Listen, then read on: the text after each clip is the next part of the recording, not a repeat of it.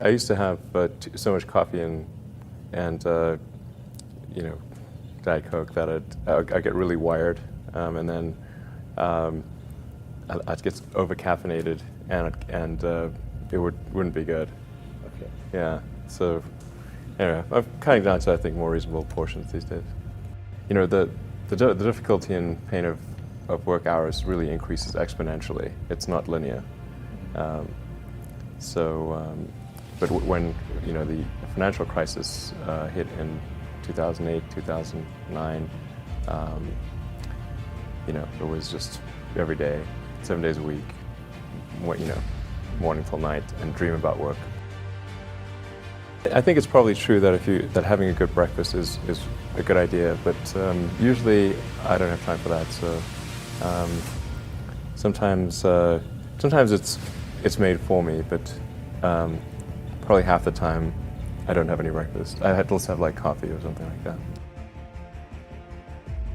I'm trying to cut down on sweet stuff. So, but I think I probably should have like an omelet and a coffee or something like that. That seems like probably the right thing, and sometimes I do have that.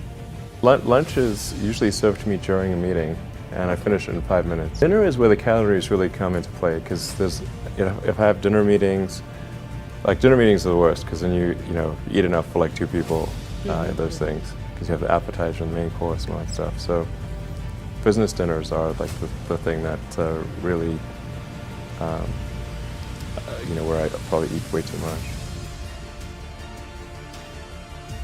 So there's a lot of people that have had a huge influence on building a company or companies, more of an influence than anyone else, but it is a big team effort from a lot of talented people.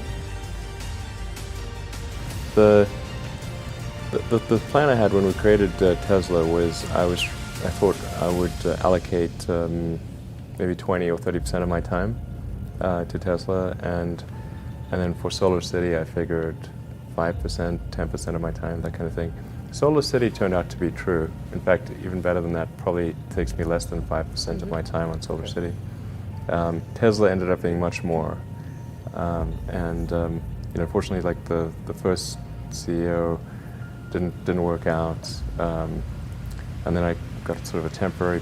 I really tried pretty hard not to be the CEO. Like, I could have been the CEO from day one. This is like, people maybe sometimes don't realize that,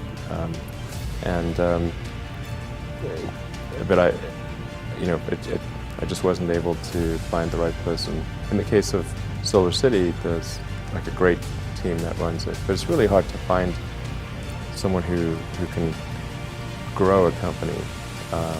It's like running a company in steady state is much easier than growing a company.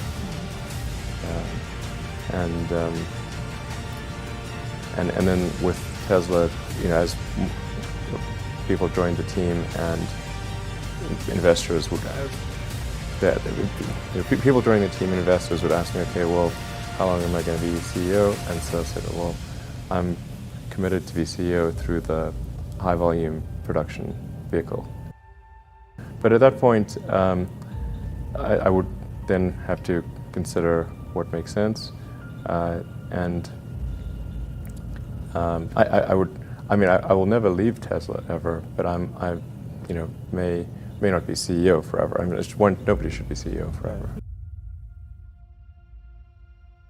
When I interview somebody, I really just ask them to tell me the story of their career and what are some of the tougher problems that they dealt with, how they dealt with those, and how they made decisions at key transition points.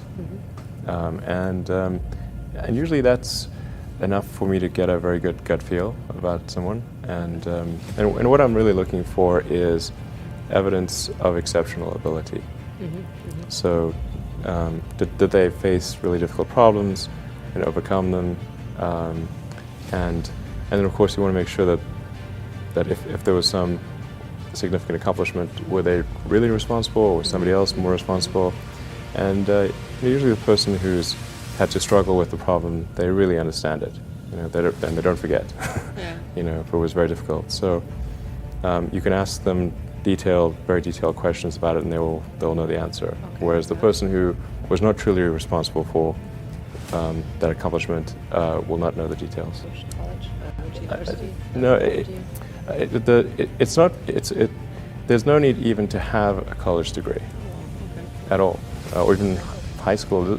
I mean, if somebody graduated from a great university, that may be an indication that they will be capable of great things, but it's not necessarily the case. I've done 3 art cars. One was actually built on. This is probably 10 years ago. Was built on an Oldsmobile, an old Oldsmobile, with a big wraparound couch over the hood until you're sitting on top of the engine driving backwards. Okay. So that was kind of a fun art car. It broke down a lot, of course, Oldsmobile and everything. Broke down a lot. Bring your James Bond car, submarine transformation car to the Burning Man? No. The James Bond car, the Lotus Esprit submarine, it's in the Tesla design studio. Okay. Still being worked on? No, it's currently just sitting there. What I'm hopefully going to do at some point is we're going to create a sort of a replica, but not quite, because like if you look at the James Bond car, it's not technically possible to make that a submarine, because a transformative thing, because the fins are right where the wheels are. Oh, okay. So like it doesn't fit. Like it's not physically possible to do that transformation. But if you make the car about 10, if you scale it up by about 10%, and you move the fins just a little bit more towards the outer edges, so that they're not like sitting right in front of the wheels, then you can make it work. Yeah. So, and plus it's probably good to preserve the original, movie art, essentially, of the original car. Yeah, talked to a few of my guys, and we think we can make it work as a transformation car with those constraints. Yeah. So it actually looked very similar. Like you'd have to look closely to see if it's different. But, yeah, I think it'd be fun to be able to drive up on the beach and in that submarine car.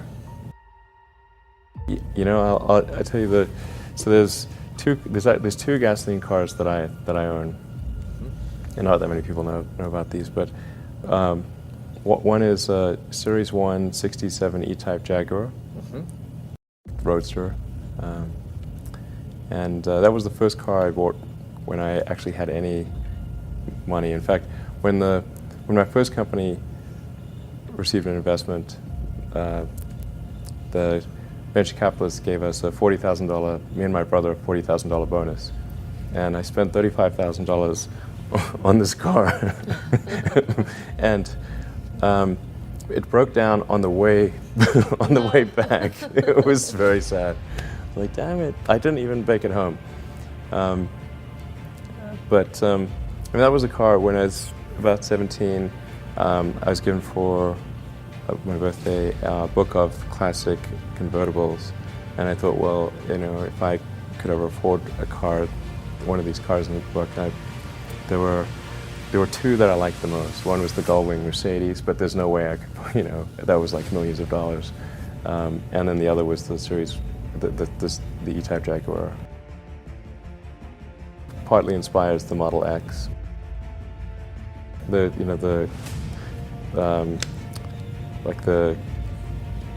no gas pedal. It's like there's a gas. To change the throttle, it's a stick on the steering wheel. Okay. Yeah.